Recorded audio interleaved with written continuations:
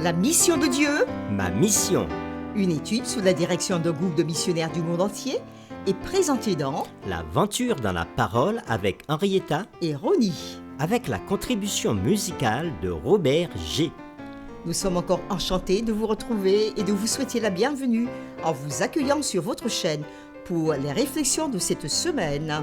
Que Jésus-Christ soit notre victoire. Que le Saint-Esprit nous instruise et nous rende forts, alors que nous nous arrêtons sur la mission de l'Église. Nous avons abordé le grand thème autour de la mission de Dieu, ma mission, et nous l'avons commencé avec la série numéro 1, la mission de Dieu envers nous, première partie.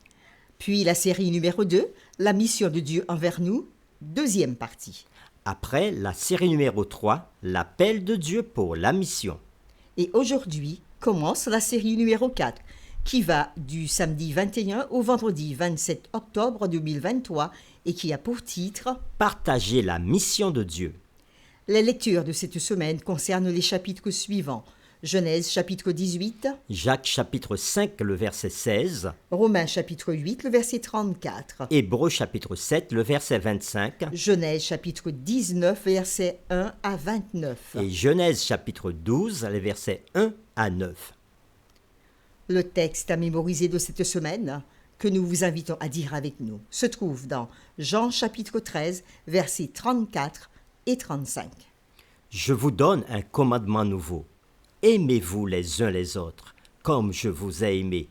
Vous aussi, aimez-vous les uns les autres. À ceci, tous connaîtront que vous êtes mes disciples si vous avez de l'amour les uns pour les autres. Nous vous invitons à le redire avec nous. Jean chapitre 13, les versets 34 et 35. Je vous donne un commandement nouveau. Aimez-vous les uns les autres, comme je vous ai aimé. Vous aussi, aimez-vous les uns les autres. À ceci, tous connaîtront que vous êtes mes disciples, si vous avez de l'amour les uns pour les autres. Dès le début, Abraham voulait être utilisé par Dieu pour la mission. Cette vérité peut être vue par exemple dans Genèse chapitre 18, quand Dieu l'avertit de ce qui allait arriver à Sodome et Gomorrhe.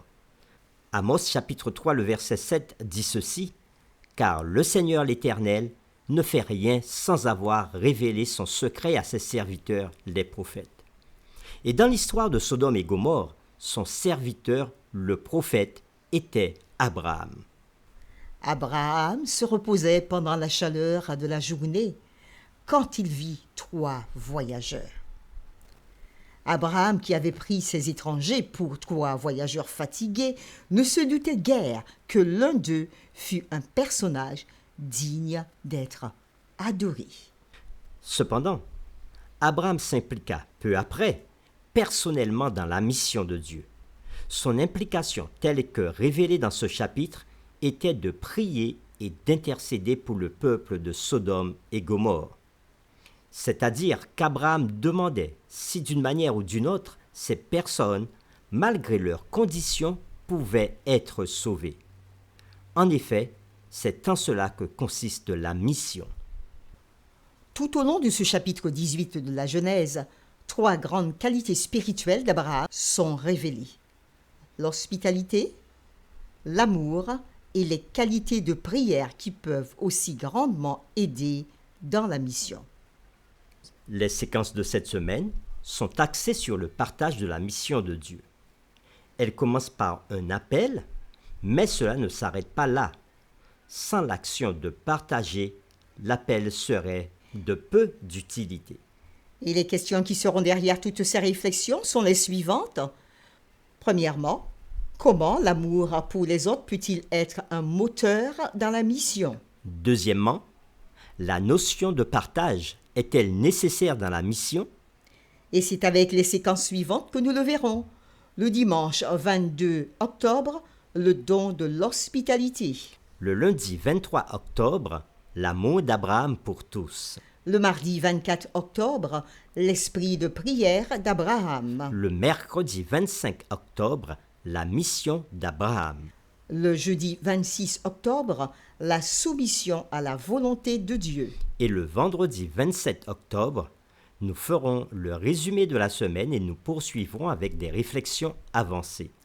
Et cette semaine encore, nous approfondirons toutes ces séquences. Que Dieu nous éclaire encore, alors que nous partageons ensemble l'étude de la parole pour cette semaine. Nous vous invitons à prier avec nous.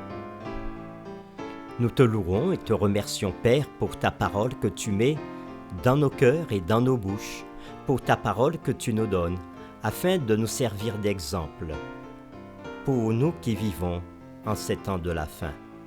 Nous voulons te remercier parce que tu nous montreras à travers l'histoire d'Abraham comment être aussi réactif dans la mission et ainsi permettre à un plus grand nombre de personnes d'entendre parler de toi, quelle que soit la décision qu'ils prendront par la suite. Merci de nous accompagner dans l'étude de cette semaine et surtout, ouvre nos cœurs et renforce l'influence de ta parole dans nos vies. Nous t'avons prié au nom de Jésus. Amen.